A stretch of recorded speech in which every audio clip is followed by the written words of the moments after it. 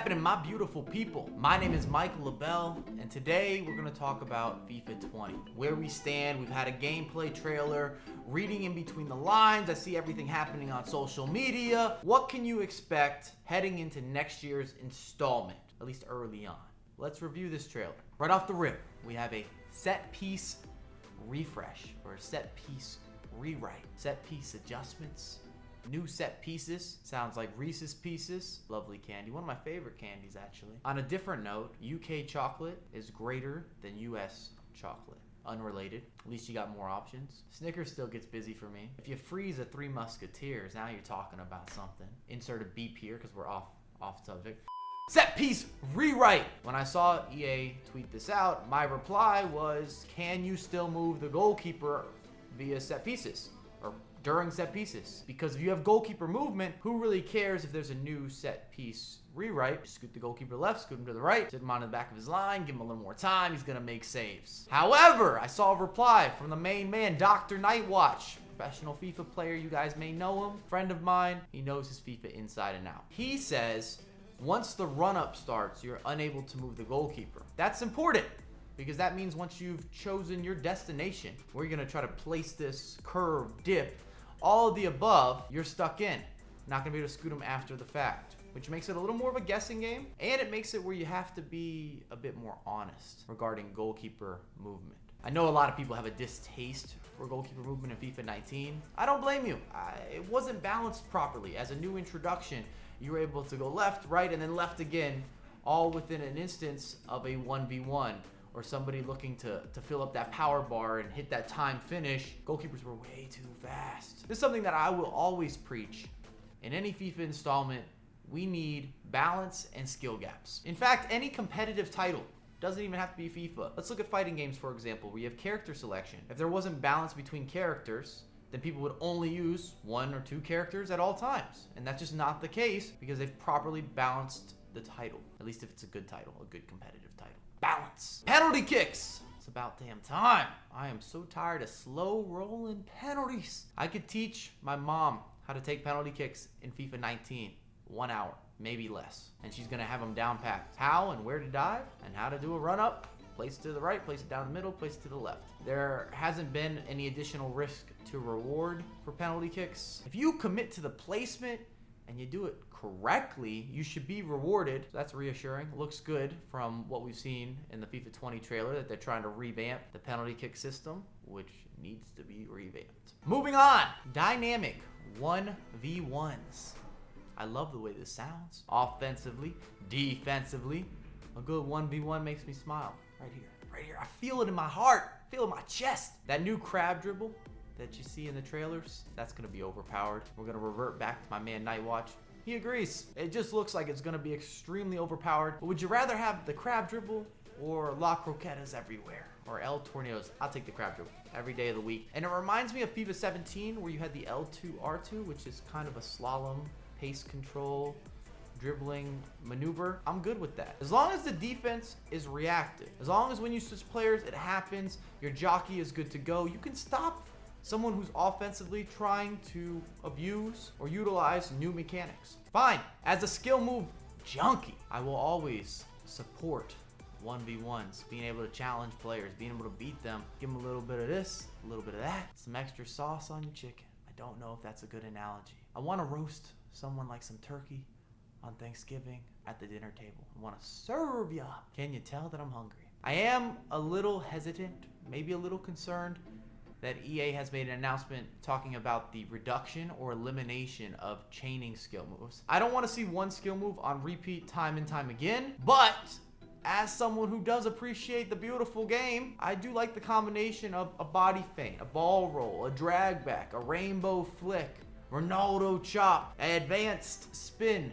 Even if you included a La Croqueta in that sequence, that's fine with me. The waka waka action. The point is, I like skill move runs. It's something that's always kept my interest in FIFA, whether it's early in the game, middle portion of the title, even late in the installment, is utilizing and being able to kind of showcase the skill moves. Defense!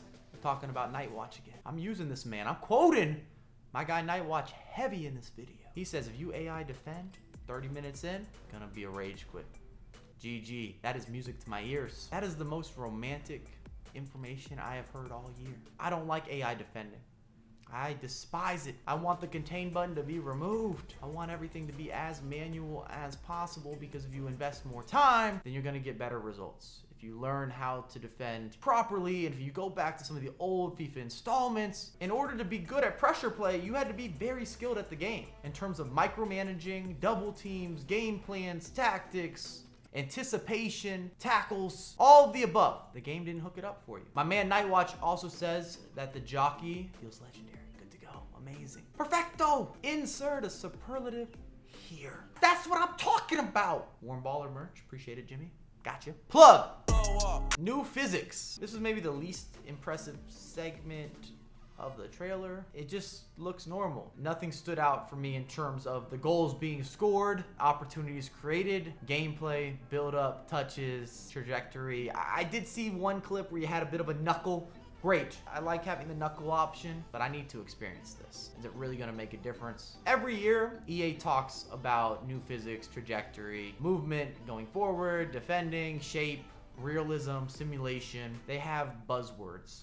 And we'll see. This year was supposed to have improved physics, and we ended up with shots being taken from all sorts of different angles, including the 180s or the 360 shots, which I think we can all agree is not the correct move for the franchise. And some of that was because of the introduction to time finishing and the lack of balance. Too overpowered, especially when the game first came out. Remember, you never had to get within your opponent's box. In fact, it was harder to score once you got into the final third, which should never be the case in any FIFA installment, regardless of new features, goalkeeper movement, time finishing, all the above. That's just not the direction we want to go in. You still want to reward build-up play. I hope that we bring back some build-up in FIFA 20, because if you play a lot of FIFA 19, you can skip the midfield. You don't need to actually use the midfield that much on the offensive end, especially not during the build-up. You can lob the ball forward to the wingers. You can lob it up top to the likes of a Cristiano Ronaldo. I always bring up Mandzukic. You got that new Peter Crouch card. Makes me happy, actually. Peter Crouch, my guy, man. Salute you. Salute to you, homie. As a consumer, you want a fun title to play, but you also have to have characteristics that give you a true simulation of real football. Brings us back to our word of the day. Balance. Last portion of the trailer, composed finishing, use finesse shots. That's what I learned. Use and abuse finesse shots. Every finish in the examples with composed finishing was a finesse shot. Outside of the box, edge of the box, inside the box. Finesse shot. Which is interesting because typically when you have a year where a certain finish is overpowered, FIFA 19, finesse shot, the next year they work on bringing back driven shots or bringing back power shots or maybe even introducing some new type of overpowered shooting option. Let's see together. I just want to keep you guys up to date. I want to give you an opinion. I want to also help you read through what's happening, what you can really expect. I know a lot of people have played FIFA 20, and the issue with playing the game now is what build are you actually playing? What are we going to be able to expect when the game comes out? And I know this firsthand, where I got excited with FIFA 19 when we played the game at the Capture event, but then the title that actually went out to the consumers just wasn't the same. And then you guys come to me and say, Mike, what happened here? You were wrong. And it's like, no, hold on. But I do have a lot of respect and admiration to the commitment that Dr. Nightwatch has towards FIFA. And that's where you're an enthusiast, similar to myself, where what you want is the best title for everyone. Of course, you have the bias of wanting to see the best competitive title, but in my opinion, they're one of the same. The best competitive title is the best title, because that means as casuals put more time into the game, they become intermediate players. Intermediate players become incredible, amazing, and that's why we have matchmaking. So casual players match up against casuals, and intermediate, and pros or competitive players against each other, and so forth and so on. You have the qualifiers, you got the weekend league, you have division rivals.